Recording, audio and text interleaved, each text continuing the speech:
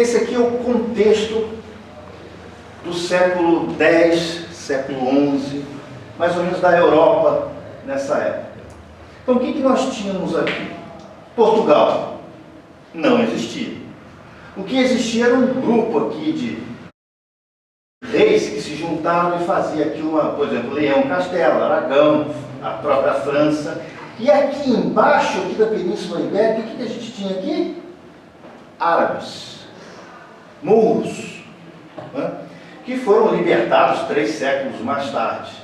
Nós tínhamos o reino da Alemanha, que na realidade não era o reino da Alemanha, era um monte de pequenos principados, né? Tanto é que os príncipes que comandavam esses principados eram chamados de príncipes eleitores, porque eles elegiam quem ia ser o supervisor desse grande império, que sacro império romano. Temos a Hungria, que ficava um pouquinho do lado de lá, um pouquinho do lado de cá, um pouquinho muçulmano, um pouquinho católico, né? Volta e meia eles mudavam.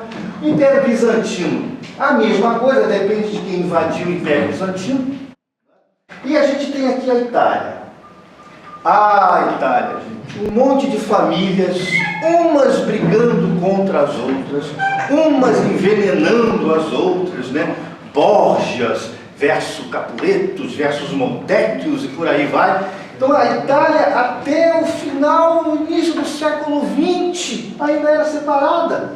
Isso se reflete muito, por exemplo, em cidades que foram colonizadas por italianos, como São Paulo. No princípio da cidade de São Paulo, quando havia o princípio da colonização de São Paulo, não eram os italianos que colonizavam, eram os romanos, eram os piemonteses. Não existiam italianos, existiam os oriundos daquele território, daquele pequeno principado que iam para São Paulo, né? Então, São Paulo foi colonizado por italianos, mas passaram a se chamar italianos depois que a Itália foi unida. E a colonização de lá foi começada antes da união da Itália. Mas isso aí eu estou derivando para o outro lado, né?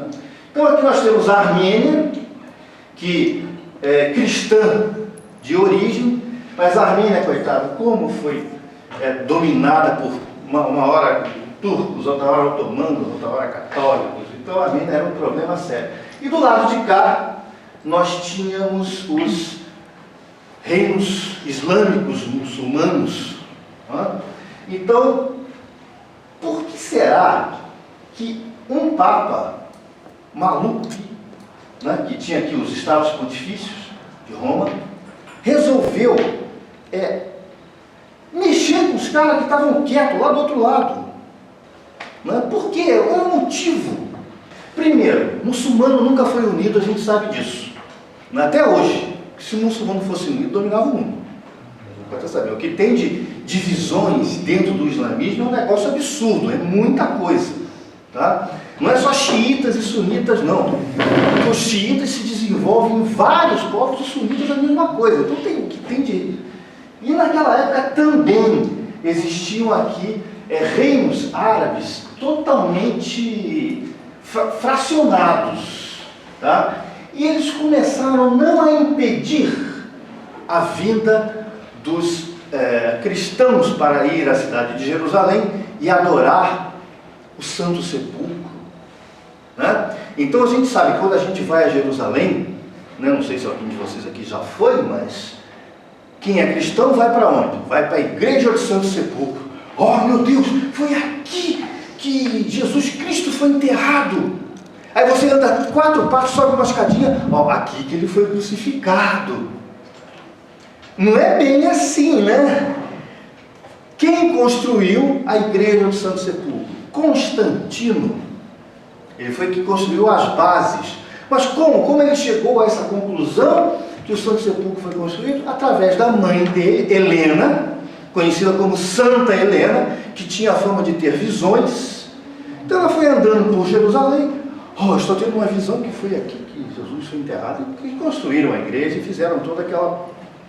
que é fonte de brigas até hoje, né? E a mesma coisa você vai para outros pontos. Se você chegar em Jerusalém hoje e encontrar a Jerusalém do templo de Jesus Cristo, você tem que cavar uns 10 metros para baixo.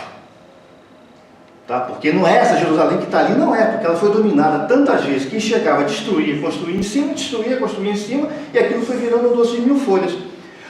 Mas por que ninguém escava? Porque segundo a lei judaica, o cadáver, ele não pode ser exumado, é proibido exumar cadáver, esperando a vinda do Messias. Então todas as vezes que o coitado do arqueólogo chegava a encontrar um cadáver, tinha que parar a escavação. Então, por isso que Jerusalém não é tão escavada como deveria ser. Tá? Mas então vamos entrar aqui. Então o que aconteceu? O Papa Urbano II, ele criou um concílio chamado Concílio de Clermont-Ferrand, né? Que convocou os fiéis com a seguinte história. Estão cobrando, né, dos nossos fiéis a ida em Jerusalém. Não estão deixando, quer dizer, fez todo um marketing dizendo o seguinte: nós temos que dominar a Cidade Santa, que afinal de contas a Cidade Santa é nossa, a Cidade Santa não é dos muçulmanos. Quer dizer, a briga já começa aí e continua até hoje, né? Tá? Ela é dos muçulmanos, então vamos lá, né? Mas o plano do Papa Urbano era aquele plano seguinte: vamos planejar, vamos juntar dinheiro, vamos juntar exércitos, vamos obter apoio dos reis, para eles mandarem um pouquinho do seu exército, e vamos lá, vamos então marchar contra o Oriente Médio. Mas se vocês entenderem qual foi a motivação real dessa grande empreitada que custou vidas e dinheiro, na época era uma fome absurda que estava crescendo na Europa. A fome era tão grande, existem relatos de famílias matarem os filhos para comer. E vocês vão falar assim: nossa, gente, isso na Idade Média não era tão absurdo assim. Ok? Pelo simples raciocínio, filho faz-se outro. Eu agora estou com fome, quero comer. Tá? Então, para as pessoas mais delicadas do século XXI, vão falar assim: nossa, que coisa, mas naquela época era perfeitamente comum. Então, essa a grande discussão dentro da historiografia dos medievalistas diz o seguinte: que foi coisa nenhuma, foi fome, foi necessidade. Tá? Mas, segundo o Papa Urbano, ele queria o quê? Ele queria fazer um negócio organizado, mas aí apareceu um maluco, completamente louco, chamado Pedro o Eremita, e um outro cara chamado Gautier de Saint-Voix. Eles começaram a pregar nas ruas: vamos para a Terra Santa, vamos destruir. Começou a aparecer um monte de gente, velhos, crianças, todos dispostos a dominar a Terra Santa, a destruir a Terra Santa, tirar a Terra Santa das mãos dos infiéis. Vocês imaginem, gente, uma turba de gente maltrapilha, mulheres, velhos, crianças, resolveram colocar uma cruz na sua roupa, costuraram uma cruz, por isso daí o nome Cruzados, né? Cruz, e resolveram marchar para o Oriente. Gente, o que vocês acham que aconteceu? Um monte de gente totalmente indisciplinada, uma turma de gente andando a pé, sem comida, sem nada, sem provisão nenhuma. O que foi acontecendo pelo meio do caminho? Foi morrendo gente, foi gente ficando doença, antropofagia, muito, matando crianças e comendo, para variar, isso é uma tônica dessa época.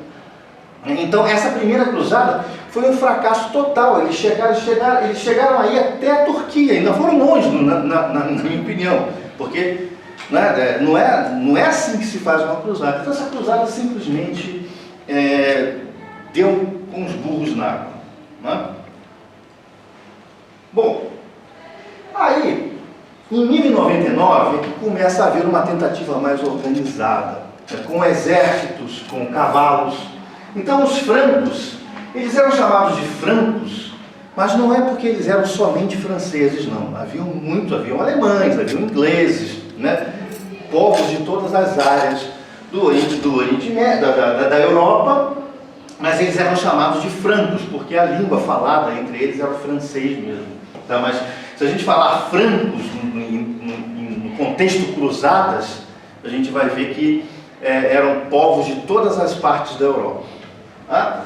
Então eles invadem o Oriente, lutam, sob a liderança de Godofredo de Bulhão, que foi o cara que conseguiu dar um resultado melhor para a cruzada. Eles invadem Jerusalém, mas eles invadem da seguinte forma: eles entram em Jerusalém com uma espada e o que viesse na frente eles decepavam. Velho, criança, qualquer pessoa se mexia na frente, eles destruíam. Então existem lendas, relatos, tá, de escritores da época dizendo que o sangue corria pelas calçadas de Jerusalém, descia pelas sarjetas de Jerusalém. Alguns exagerando a ponto de o sangue ir até o tornozelo, né? Mas isso aí a gente tem que dar um desconto. Mas existem relatos dessa forma, dizendo que foi uma entrada em Jerusalém de uma forma bastante, digamos assim, né, truculenta. Em 1113 foi fundada uma ordem que nós vamos ver pela história se tornou a nêmesis dos templários, que é a ordem dos hospitalários. Qual é a função da ordem dos hospitalários? Tratar de doentes, hospital.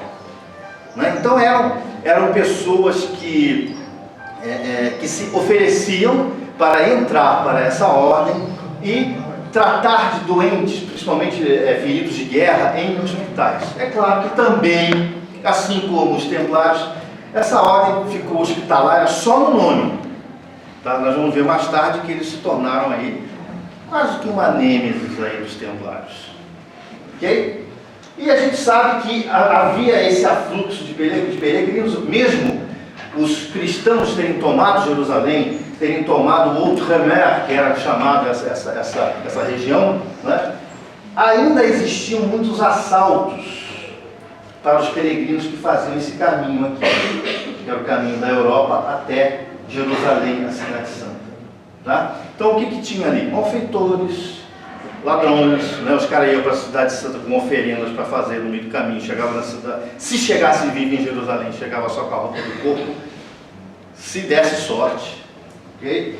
Então, essa aqui é a versão mais contada pelas pessoas, que os templários foram criados exatamente para defender os peregrinos desses ataques. Então, fundou-se em 12 de junho de 1118, né, por Rui de Payan e Godofredo de Saint-Omer, tá? Foi criada a Ordem dos Templários. Tá? Como foi criada essa Ordem dos Templários? Ele e o Godofredo chegaram perto lá do Balduíno, que era o rei de Jerusalém na época, pediram autorização para constituir a Ordem dos Templários. O Balduíno, não, tudo bem, se é para defender os peregrinos que vêm para cá, ótimo, vamos criar.